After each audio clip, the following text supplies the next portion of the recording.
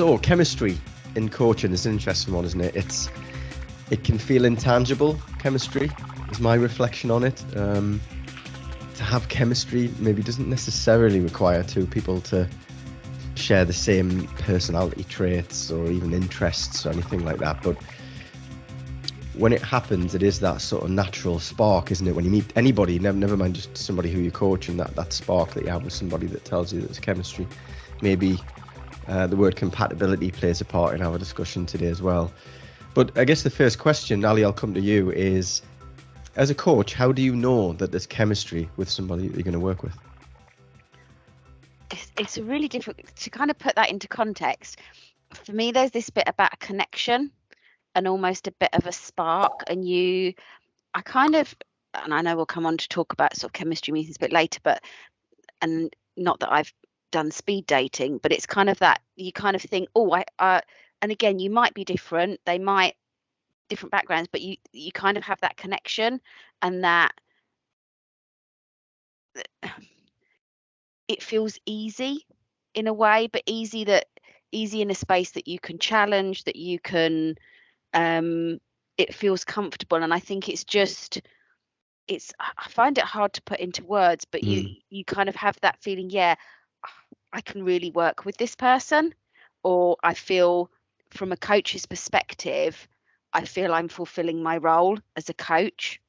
And maybe sometimes it's easier to distinguish when chemistry isn't there, and that and some things, it's to kind of describe it is, how do I describe it? But I can describe, you can kind of easily think when things aren't there, that you say something and it doesn't land, or they say something and you're feeling, whoa, what's, and I think that chemistry has to work both ways, from you to the coachee and from the coachee to you as well. So I think for me, if I was to sum it up, it's like that. It's that connection. And I did, as most people may do a Google, but in what is chemistry? Chemistry is the study of matter, its properties, how and why substances combine or separate. So for me, when there is chemistry, it's about the substances, the coach, the coachee, they combine. Whereas if there isn't, I'll throw that one out there. Nice. Louise, what do you think? So it's made me think about, I think broadly speaking, when I've had chemistry sessions in the past and you have those meetings and those email exchanges and phone calls with potential clients, coachees, it makes me think that broadly, most people can kind of rub along. But picking up on Ali's point, there are always those one or two that almost are the extreme, and I definitely can't work with this person. So I think there's almost like a sliding scale. There's clients I've had in the past where, oh my God, it's like just gel. Everything just is easy. There's a connection, there's a language, a shared understanding, there's a rhythm, all of that. And it's like really heightened. But there's probably only a few of those. Everyone broadly then probably sits kind of in the middle, where it's nice and it's comfortable and it's professional and it's mature and grown up and all of those kind of lovely things. You get that vibe and the right attitudes there and the mindset's there and the chemistry is there. And then at the other end, you get these one or two people. It's like, oh no. And a couple of times I've been asked, why have you not taken that client, if I'm doing associate work on behalf of another company?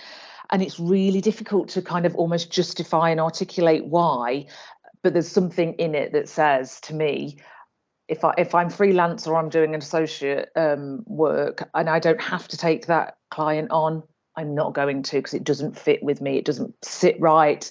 I can't see it being productive. I can see it being quite challenging. Not that I'm avoiding the challenge, but actually up to challenge that isn't healthy. And actually you make a decision in your own mind to not accept that contract and that money because you know that it kind of isn't worth it. And there is that real trade-off, and that's very personal. So I appreciate that kind of veering into other realms. But for me, that's a really important thing to understand as well, that I've got to have a professional relationship with someone. I'm not accepting that gig for money only. I have to feel I can work with that person and be constructive, and they're going to get value, and it's going to be a great experience overall for both of us. I think it's a really important point, actually, because it draws into question ethics, doesn't it? Are we kicking off the engagement, the relationship in the right way, not just because, as an independent coach, freelance coach, whatever you want to call it rather, you earn money. Is it right? Is it the right fit for both people? So no, I think that's a really important point, actually.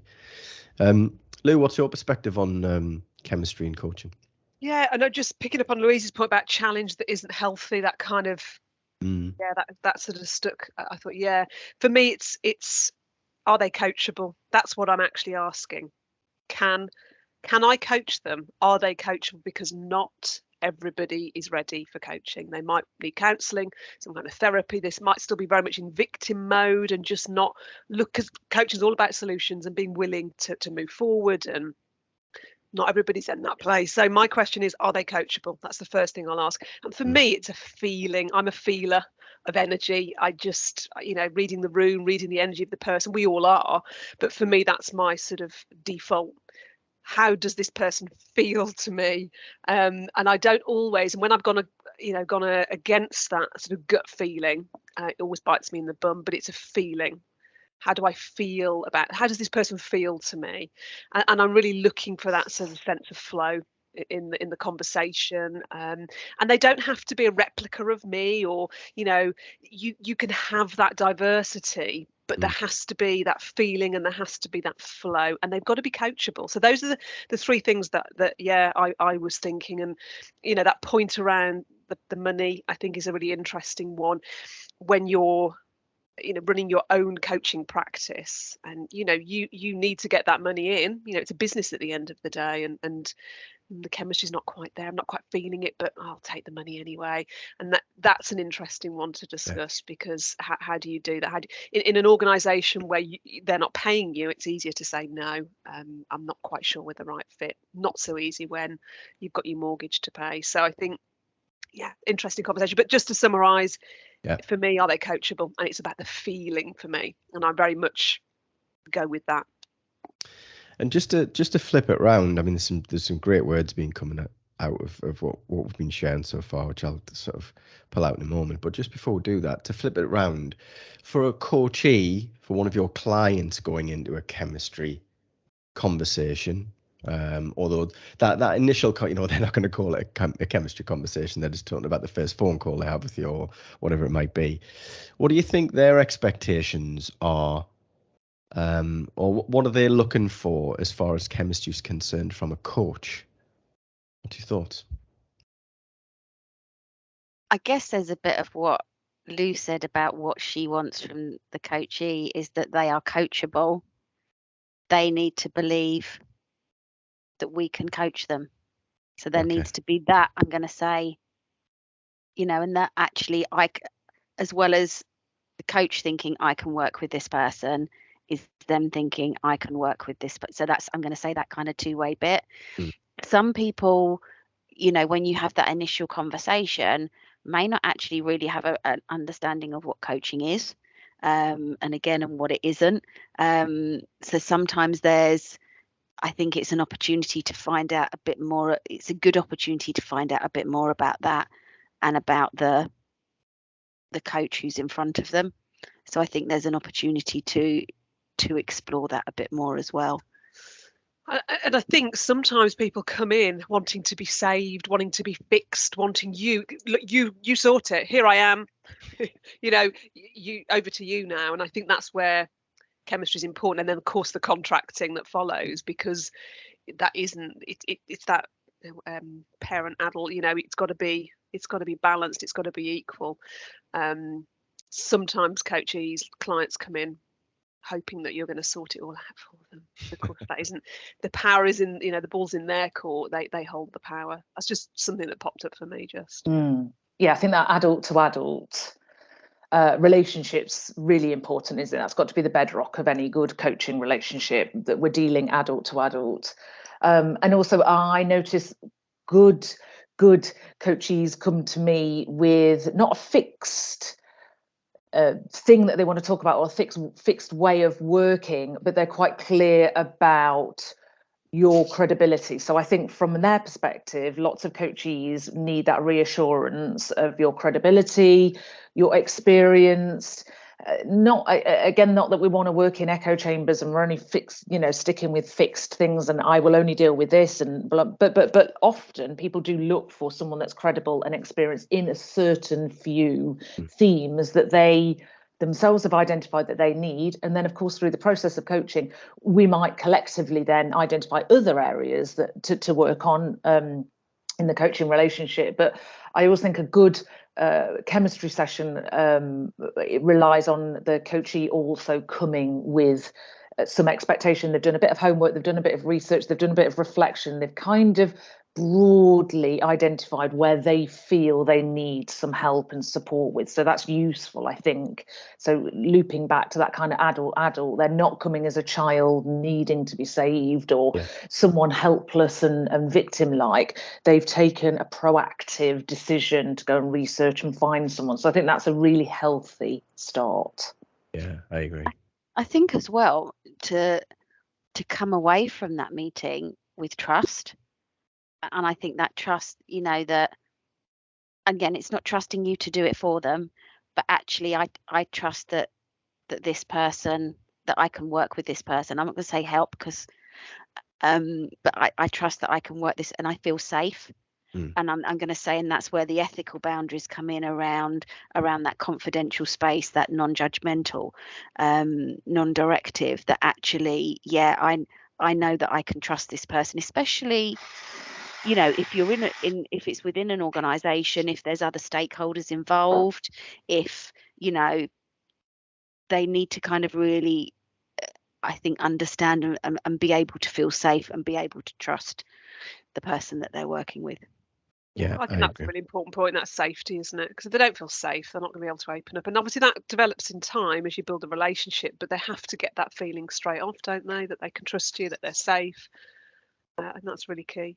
It's a really interesting one, is it? Because I wrote down, as I was speaking, credibility. That word popped in my head straight away, Ali, when you were talking about your perspective on it, and then trust. And it's a really interesting one, trust, isn't it? Because in many cases, it's a complete stranger who, two complete strangers meet each other, but you do, and listen, I'm sure people have done some research into the science behind this, and maybe it's one for another day, but there is something, even in a short space of time, a half an hour conversation, where you can feel, okay, trust builds over time, I get that, but there's enough trust, enough safety to think, I'm all right opening up to this person and talking about things that are private, confidential, that I wouldn't tell people in my team, that type of stuff. It's really interesting. But so for the client, boundaries, credibility, that adult to adult thing, and trust.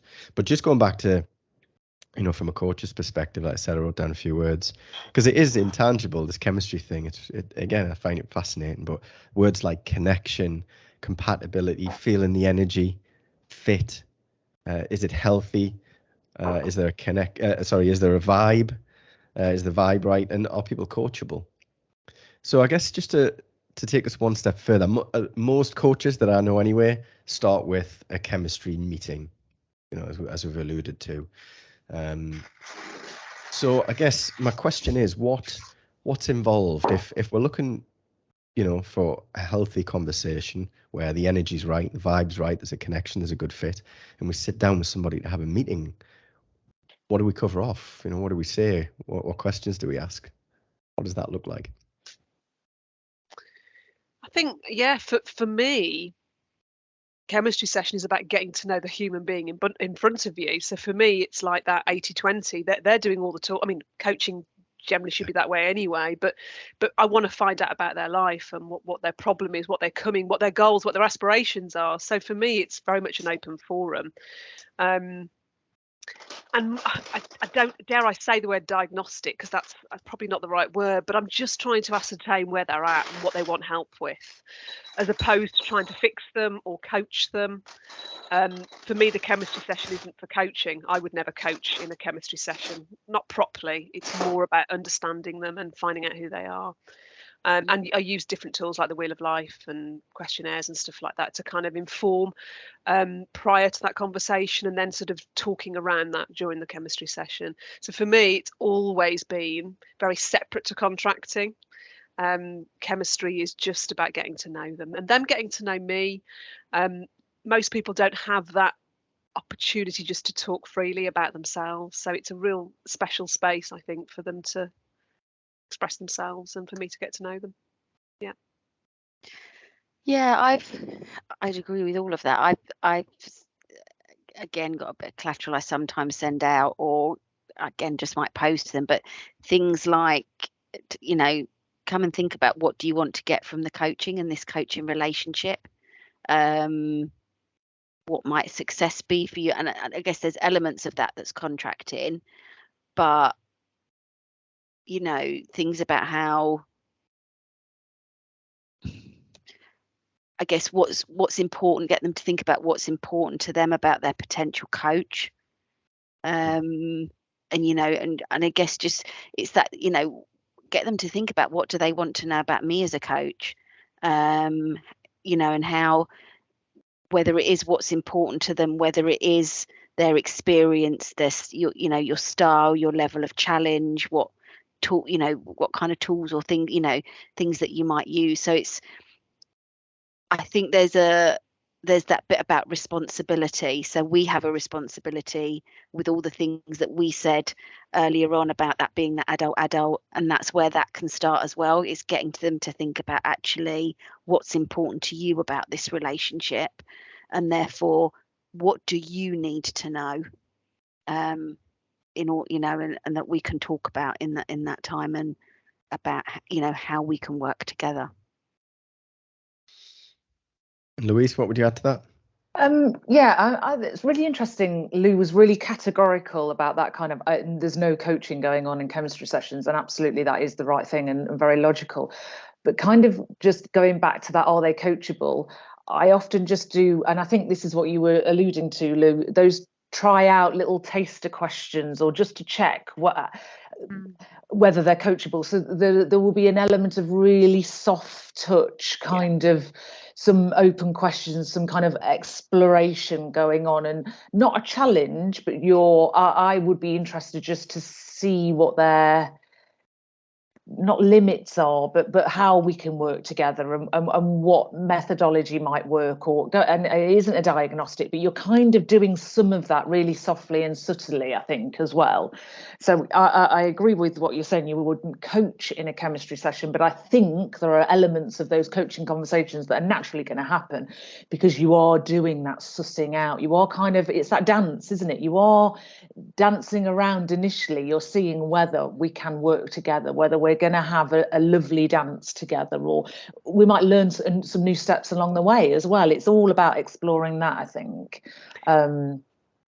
Just thinking, actually, just saying that, it's almost like, if you think of the grow model, the chemistry staying in the R of the grow model, the reality, that so you don't move into the options and the solutions, and what actions are we going to set, and we stay away from that, and very much in the reality. And just to add to that, a very obvious thing that I do in chemistry sessions is goal set. So this is my take on coaching, my sort of approach to coaching. So what I would be encouraging my potential client to do is, once I've sort of explored, I do some visualization techniques and stuff like that, and then we'd be thinking about, what's the goal, what's the aspiration, where do you want to be in 6 months? The miracle question, I might ask that, for example. So what I'm doing is leaving them on that chemistry session with a very clear objective, or they're leaving themselves with a very clear objective, or a very clear goal. And what that does is it lifts the energy. They go away going, that felt good.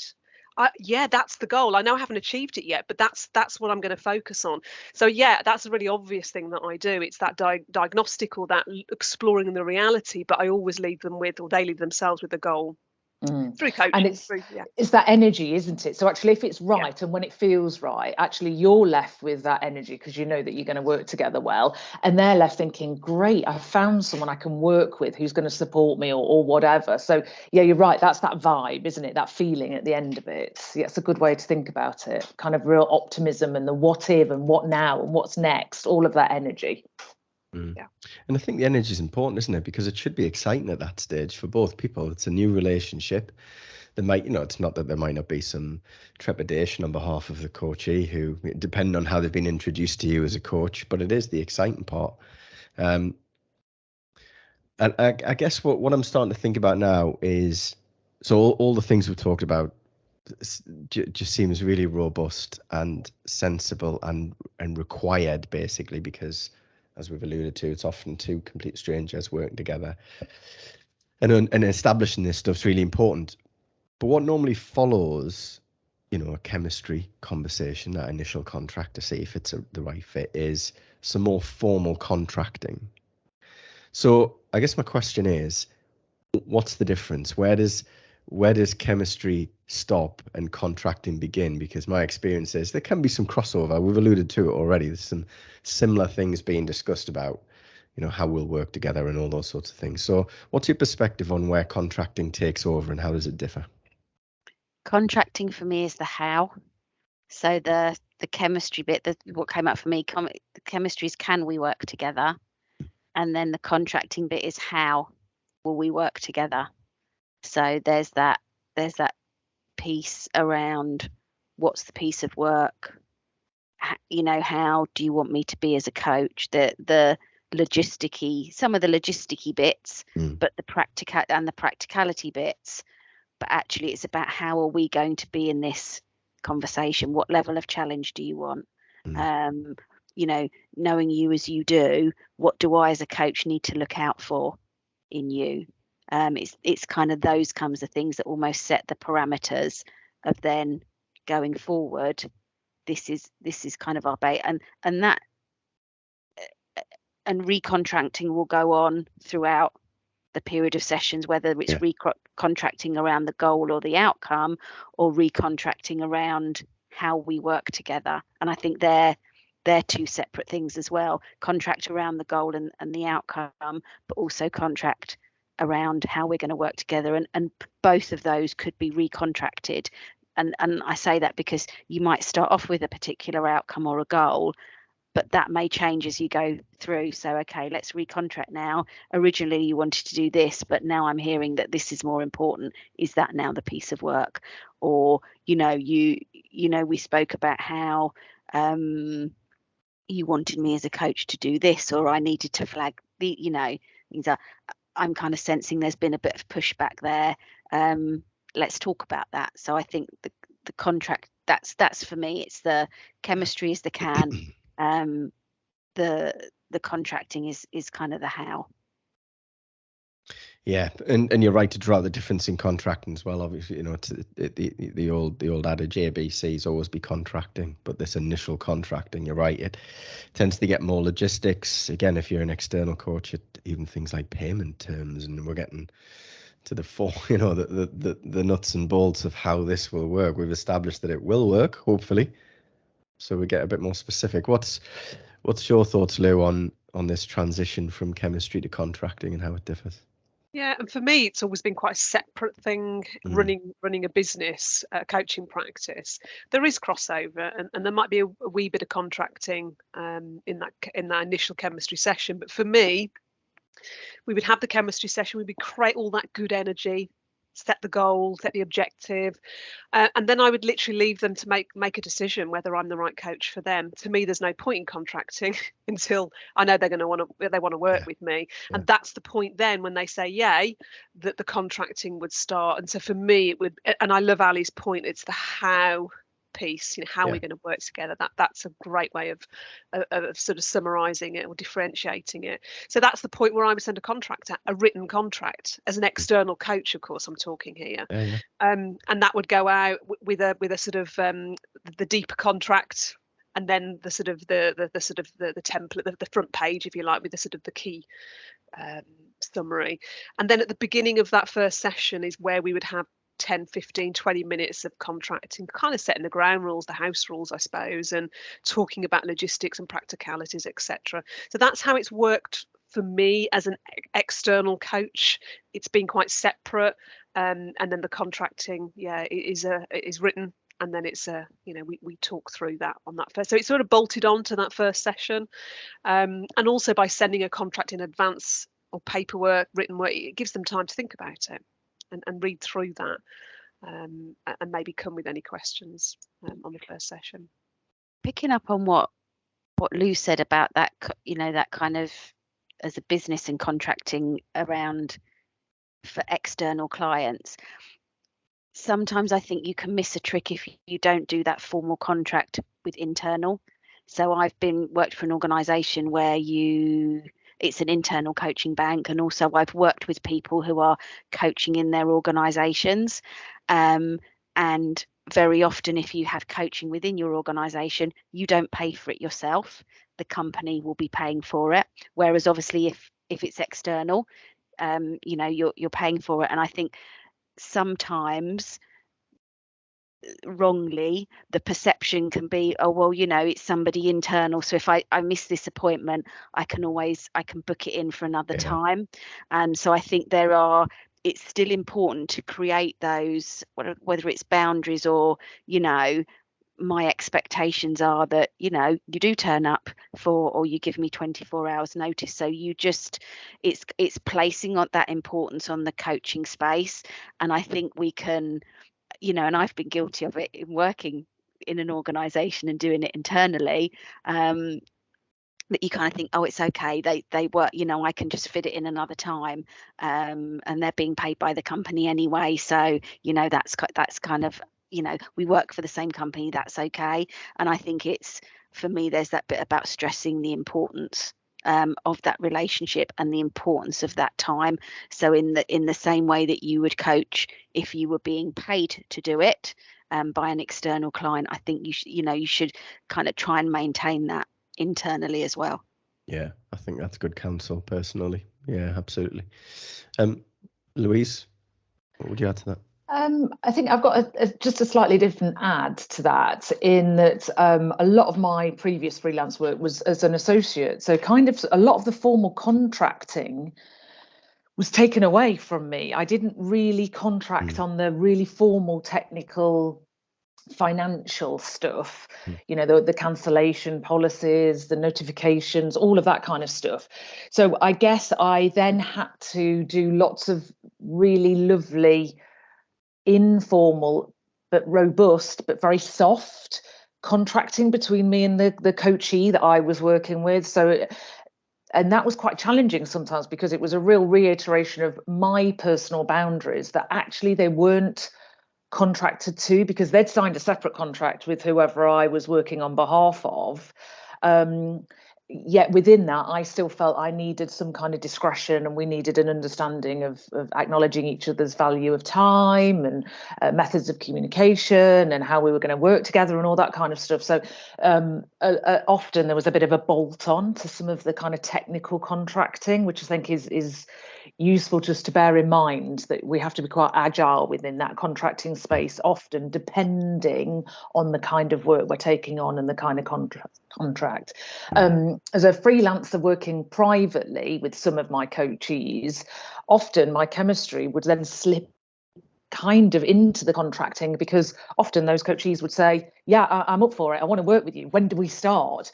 And immediately, let me have a look at diaries. And so sometimes there was kind of a blurred boundary, and actually that was okay as well. I wasn't overly hard and fast about saying, no, today is about chemistry and tomorrow we will talk about contracting. I think that's real, that often you will slip straight into that because you've got an excitable coachee that wants to get cracking straight away. And I think it's wonderful that Lou had such great kind of processes. Unfortunately, I kind of didn't at all in that sense. It was like, oh, okay, brilliant. You want to work with me? Fantastic. Let's get a date in the diary. And it kind of moved really quickly. So, it's worth bearing in mind that often real world and real life takes over a little bit when you've got someone that's really eager to get started and you want to work with them and everything feels wonderful. But I take Lou's point that actually we do need to have some form of robust structure in there, and it's worth having that to fall back on because I'm sure we've all got a story to tell about when we haven't done that adequately and it's come back to bite us on the bum. And I agree. I can't remember who's. Sorry. Go on, Lou. Sorry. I was just to say that, and that you're right. I think that's a really good point, Louise. That sometimes it just I want to work with you, but I would still separate the contracting. I'd still then go, okay, let's get a date in the diary, and next session, yes, we will give you time to read the contract, and then we will just talk about a bit of housekeeping. I never called it contracting before we formally start the coaching process. So I'd still separate, but you're right and you wouldn't want to go, no. I don't want to put a date in the diary because you just wouldn't, would you? So yeah, I get that. I hear that. Sorry, Stephen. No, I was just going to say, just hearing you both of you share on that. I think it's Mary Beth O'Neill, her quote around "Beware the attraction of action." You know, because that's the exciting bit, isn't it? Where we're just let's get on with it and do it, but we just need to. And I guess, you know, just to sum us up and you know, build on that point, what I'm hearing is that, again, there's no scripted way of having chemistry conversations. How can there be? There are blurred lines between establishing a more formal contract, but they both have their place. I guess what I take away from it is, ultimately, these conversations are essential so that we know it's right for both people. That is, for the coach, for the coachee. It feels like all the words that we said before: fit, healthy. There's compatibility, there's the right vibe, this stuff that feels intangible.